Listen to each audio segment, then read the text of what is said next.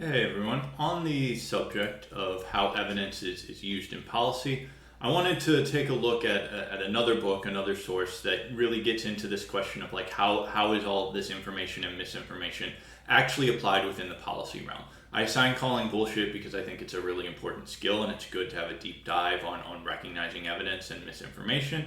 But of course, ultimately, this is a policy class.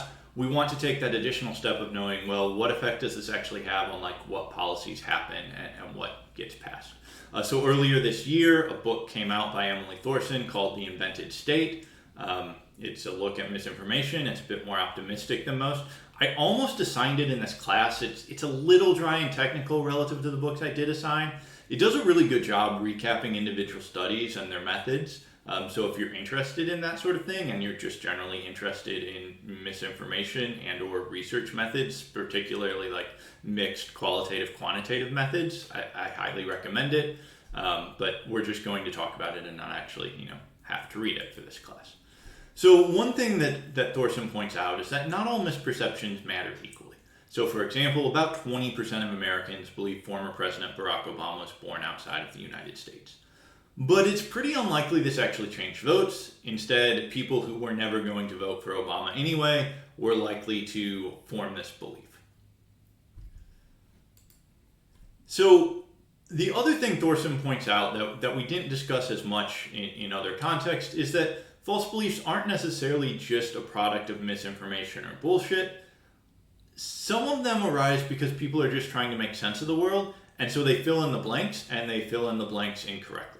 So Thorson argues that in some sense this is good news, that people care enough to think about politics and try to figure things out. I'm not as fully convinced because the bad news, which she does own up to but doesn't quite frame it this way, is that they're not very good at it. They often draw wrong conclusions, and in some sense, maybe it's a pretty bad space to be in where you care enough about something to make stuff up to make it make sense, but not enough to actually figure out what's going on. Like, I'm not totally convinced it won't be better to not care enough to make stuff up and just be aware of your own lack of knowledge in that field. Speaking of which, Thorson does a 12-question survey trying to figure out how much people know about policy. Respondents got 6.5 out of 12 questions right on average. That probably sounds bad already, but it kind of gets worse. The questions were true-false, so someone guessing randomly would have gotten 6 out of 12, and in actuality, people got 6.5 out of 12. That's an extra half question over random guessing. Participants were also asked about their confidence level, and they were confidently wrong for a third of questions. So like 4 out of 12, not only were they wrong, they had high confidence in their wrong answer. Thorson suggests, and this is where she's somewhat optimistic, and I do really like this analysis. I'm gonna be a little more skeptical, I suppose, but she suggests that we could have a change in coverage that would help. So I think she's right on in identifying the sort of framing that we get from today's media.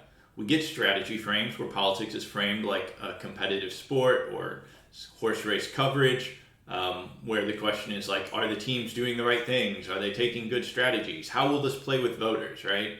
Anything new gets more coverage. This is a big deal because many things are, in fact, long-running problems and long-running things we should care about. Poverty, climate change, immigration, like none of these are new. There may be new facets to them, or we get new information, new data, new studies, new conferences, but to some extent, like many big issues around policy are things that people have been struggling with ever since people had to live together and form policies to help them live together. There's also the curse of knowledge, where authors assume the audience knows more than they do. This can afflict professors as well, of course. I don't want to lecture and say a bunch of stuff you already know so that you're all bored. But I also cannot necessarily accurately gauge the amount of knowledge you come in with, and I think this is even harder on an online course. And this digression is to say, like, please ask questions if you don't know things. I don't expect you to come into this course knowing a bunch of stuff, and it's just very hard to like tailor a lecture, especially a non-live one, to the exact right audience level where I'm not, saying too much, and I'm also not saying too little. Thorson suggested change, and again, I really like this, I think it could be effective, is to focus on existing policy. not policy outcomes. And a reason for this is that she argues that policy outcomes get interpreted through a partisan lens, and at that point, you're really going against people's sort of ingrained preferences and things they want to believe, and that's harder. But existing policy, like what is the actual policy around letting in refugees? What is the actual policy around like what percent of our foreign debt, of our national debt, is owned by foreign countries? And so the idea here is like just factual and background information, contextual information essentially, that says this is policy as it exists today. And note that this goes against the novelty thing. A lot of times, to the extent that policy is discussed, you'll see it discussed as here's the change to policy, which is not that helpful if you don't know the existing policy and what it is changing from, right? Which gets both novelty and sort of cursive knowledge frames. Like the reporter writing it knows what it changed from and to, but the person reading it might not. Okay, so that said, I am a little skeptical, and the biggest reason is because this has kind of already been tried. There was a website called Vox that had card stacks that did this. It wasn't sustainable. They went away from it. I'm not sure entirely of the business model here, but these card stacks were almost exactly what she calls for in terms of like the idea was we're going to have a reusable set of context. And so anytime anything like related to immigration comes up, we have all of this background that we can then just link to in the story. And doing it online was also, to my mind, a really good idea, because then you have essentially unlimited space. You're limited only by make sure you have the most important information first, because at some point readers are not going to want to read all of it. But for any story about a change to any sort of policy, you can then have a link to the entire background of that policy as much as readers want to get into. The other reason I'm a little skeptical is that like a lot of this is already available. It's a common belief that the U.S. spends over 15% of its budget on foreign aid. It's a non-trivial minority of voters put that number up at like 50%.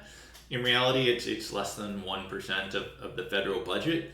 A simple Google search will find this. There's a bunch of decent breakdowns available here in all of the top links. The summary at the top tells you this. And this is true like on and on for almost all of the like 12 questions she asked. Like you can get this from a Google search. The information is also common enough that if you for some reason want to try AI instead, admittedly that wasn't as common when she was doing this research. Like you didn't have ChatGPT then, but it would also get a correct answer there if you prefer that to Google searches, because again, like this is well known, well documented, well written about. I shouldn't say well known, but like it is written about, and these explainers do exist and are not like difficult to find with the aid of modern technology. Newspapers that have tried to do this don't seem to have interest. So Thorson cites this survey data that says voters care about policy and like policy, but revealed preference seems to suggest otherwise. Like news sites that do go into policy are not as popular. C-SPAN is on all the time, but is dwarfed by cable news. The internet has this information available for anyone who really cares to look. Like policy can be quite complex. I don't blame people for not wanting to look it up. But again, like it is available, so the idea that we making it more available is going to change that, I'm not entirely convinced. I do think this would be, on balance, a good direction for newspapers to go. I'd love it if mainstream newspapers do that. I'd love it if one of the effects of Thorson's book is that we're nudged a bit more incrementally towards talking about existing policy. I'd certainly love to see more of that, less horse race coverage, less novelty bias, and more like, hey, these are important things you should know. But it's not clear to me that that's actually going to sell or be a sustainable business model for news orgs. So that's the book. That's all I really wanted to say. Again, I think it's a really good book. I came very close to assigning it. If misinformation is something you're interested in, I strongly recommend this as the next book that you read on it.